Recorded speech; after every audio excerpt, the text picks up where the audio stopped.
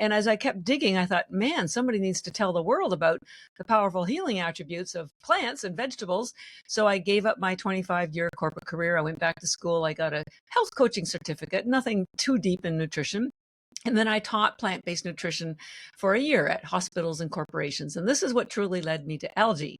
Because as I was telling people the importance to eat vegetables, I got a lot of pushback. People said, oh, they're too hard to carry home from the grocery store. They give me gas. I throw them out. My kids won't eat them. My husbands won't eat them.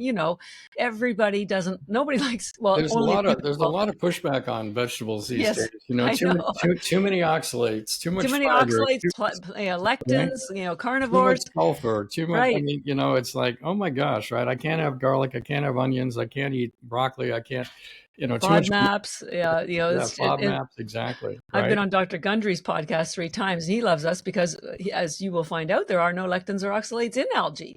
Yeah. So anyways, as I got pushed back, I thought, okay, I've seen the nutritional value of vegetables. I also seen that people have a hard time eating them or buying them or cooking them.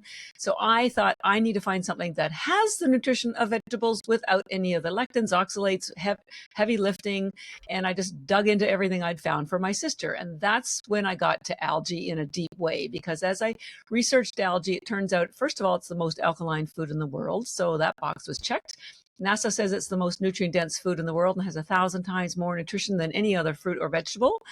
The United Nations has endorsed spirulina algae for 50 years. They had a global conference in 1974 and declared spirulina algae the answer to world hunger because it has the highest concentration of protein in the world, 3 times the amount as steak. It's been used safely for 60 years, 60, in Asia, where they take it every day, which has improved their health, their longevity. It's the most studied food. As you're going to find out, algae is not a supplement. It is a food crop. And it is, there's almost 60,000 studies on spirulina and 40,000 on chlorella, which are the 2 algae we're going to talk about today, proving that they help reduce inflammation, protect mitochondria, improve brain health, gut health, skin health, heart health. The list is endless. The only problem with algae, so it seemed to me, is that it wasn't well known, or the therapeutic benefits were unknown outside of Asia. Everybody knows about them in Asia, but nobody does here. And the quality was poor because most of it came from China. So that was 14 years ago, and I decided I would devote the rest of my life helping people understand the therapeutic benefits of algae, which you don't know about because it's just not grown here, and to provide a very clean, healthy source, which is what I've done. And so our algae is the only algae I'm aware of that is sold nationwide by doctors, homeopaths, functional medicine practitioners. We're sold obviously on our website as well. And I have gone to great lengths. I've spent 14 years. I've written about 500 papers educating people about what algae is, what it does, the therapeutic benefits. And that's why I'm now hopefully writing my exams this summer to help people understand that. So this is great. So let's break this down a little bit. We're talking about 2 different algae. We're talking about spirulina and chlorella. Correct. And they're not identical. They're quite different. They're quite different. In combination, they can actually be quite incredible. And isolated, they can also be incredible. So do you want to walk us through a little bit of the differences between those? Absolutely. First, let me give you a little bit of more of an overview of what algae is, because that's still a big thing that confuses people. It's its own food category. It's technically not a plant. It's certainly not an animal. And in fact, spirulina, as you're going to find out, is a bacteria. It's a cyanobacteria. So first of all, algae is a food category, and it was the first life on Earth 3.4 billion years ago. It's proven with fossils. And in fact, you're also going to find out your mitochondria evolved from cyanobacteria like spirulina. So that being the case, then within algae as a food category, there's 2 main subcategories, macroalgae and microalgae. We're going to be talking about microalgae today, but let me tell you what macroalgae is. It's that stringy stuff that you see washing up on shore, also known as seaweed or dulse or kelp. Now, it's good for you because it has lots of fiber, and it has iodine because it's only from the sea, which is why it's called seaweed. But there's virtually 0 nutrition. So high fiber from the ocean, virtually no nutrition. Microalgae is completely the opposite, and that's what we're talking about today.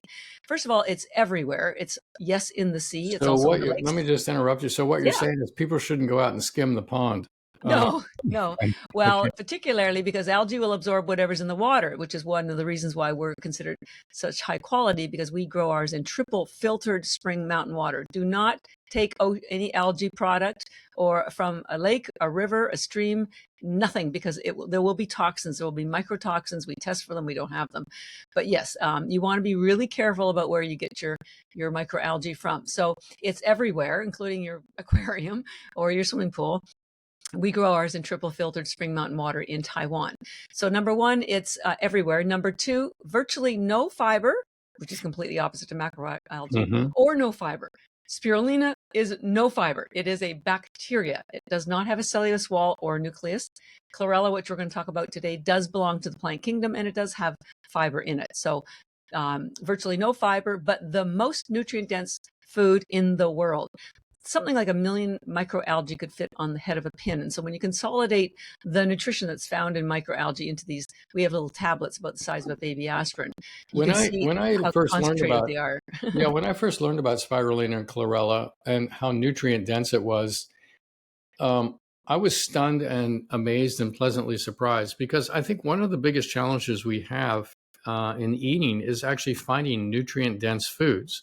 Yep. We have very calorie-rich, nutrient-poor foods, all around us. But finding really high-quality, nutrient-dense foods, which is really what the body loves. It loves all that big, wide variety of nutrients coming in, is difficult to find. Impossible, in fact. It's impossible to find. Right? It's impossible to find. That's exactly right. And the interesting thing is, when I learned how nutrient-dense it was, I would tell people that, if we were stuck on an elevator for 30 days and all we had with us was spirulina and chlorella, we'd walk off of here just fine. You could live on it forever, actually.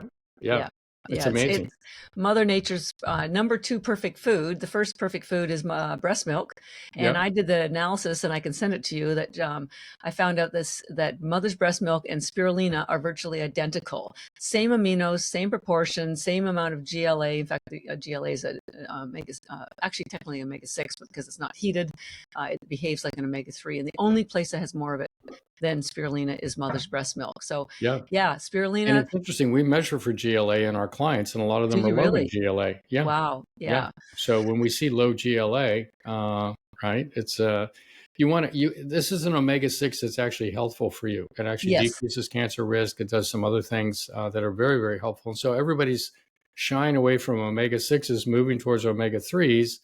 But you do need the right omega-6s, and GLA is one of them. So it's interesting that you can get probably all the GLA you need out of spirulina. From spirulina, exactly.